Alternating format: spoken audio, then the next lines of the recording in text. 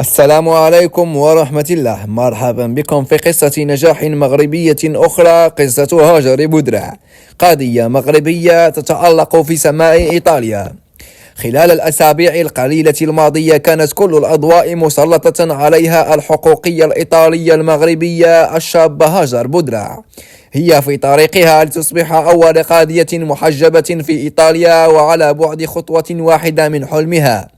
بدأت بالفعل تثير اهتمام الصحافة المحلية. عديد هي المقابلات والحوارات الصحفية التي تناولت مسار هذه المحاربة، التي تعتبر نموذجا لمثابرة النساء المهاجرات، وتؤكد قصة نجاح هاجر التي تنحدر من أسرة متواضعة بروز جيل جديد مثقف ومتعلم ومتألق. استطاع إلى حد كبير كسر الصور النمطية السائدة، بل إن هاجر التي رأت النور بمدينة القنيطرة جعلت منها قضية شعارها في ذلك منع الأحكام المسبقة من خلال العدالة.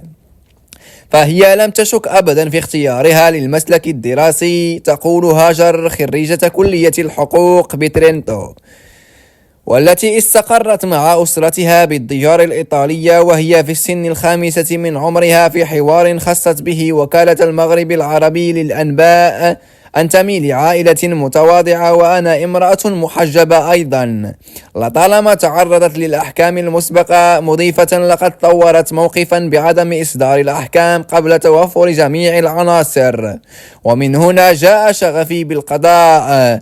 مرتدية بدلتها، تحضر هاجر كل يوم أربعاء إلى جلسة الاستماع، وتعمل أمام قاضي الصلح كنائبة فخرية للمدعي العام في فيرونا. تدرس الملفات الفردية لكل قضية وتمثل العدالة بحيادية تامة، في احترام لقواعد المسطرة الجنائية. في غضون بضعة أشهر ستصبح قاضية. قبل الوصول إلى هناك لم يكن الطريق معبدا. كانت سنوات الدراسة الجامعية جميلة وصعبة في نفس الوقت.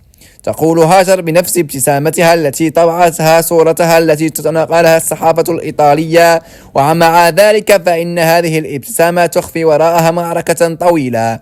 وفقا لهذه الشابة ذات الطموحات الكبيرة، فإن الطريق نحو القضاء مكلفة للغاية ونخبوي. من أسرة كبيرة، كان على هاجر أن تبحث مبكرا عن منفذ لتحقيق حلمها. درست القانون في ترينتو، في حين درست أختي الهندسة الطبية الحيوية في بادوفا. راتب والدي الذي كان عاملا زراعيا لم يكن قادرا على تغطية مصاريف الدراسة. تقول هذه الثلاثينية التي لا يبدو أنها تثبت عزيمتها تعمل كوسيط في محكمة الأحداث لدفع تكاليف دراستها ومساعدة أسرتها، وكذلك الاقتراب من عالم العدالة. ولم تكن هذه القضية الملتزمة الحازمة والصامدة لحظات واجهت فيها عدة عقبات وشككت في قدرتها على تحمل مسارها الطويل والشاق. الواقع في بعض الأحيان هز أحلامي بقسوة. تعترف هذه المحاربة التي مع ذلك لم تتراجع، كانت الرغبة في الانتقام من الحياة لوالديها تقوي عزيمتها باستمرار. وعلى الرغم من كل الصعوبات استمرت في التشمير على ساعديها. صورت تضحيات وتتفاني والدي ووالدتي مكنتني من المضي قدما وعدم الاستسلام. ستسترسل هذه الشابة المغربية مضيفة أن تشبتها بالأصول يمثل حسب رأيها ضمان نجاحها وقوتها. فبالنسبة لهاجر الشغوفة بالشعر يأخذ هذا الارتباط أبعاده العميقة، بالإضافة إلى عائلتها ووطنها. فهي لا تتردد في كتابة ومشاركة قصيدة مؤثرة على مواقع التواصل الاجتماعي حول معمى أفريقيا مؤخرا، والتي أصبحت على الفور منتشرة على شبكة الإنترنت. وتحاكي قصة هذه الشابة المثابرة قصصا عديدة من المغاربة الشباب الذين ولدوا أو أنشئوا في إيطاليا، حيث استقر آباؤهم بحثا عن حياة أفضل. غالبية هؤلاء المهاجرين كانوا في الأساس مزارعين أو عمال. في غضون ذلك يستهدف أبناؤهم اليوم مهن النخبة مكافأة على جهود أسرهم وإشعاع صورة بلدهم. إن إنجازات المغاربة في شبه الجزيرة لا يتوقف.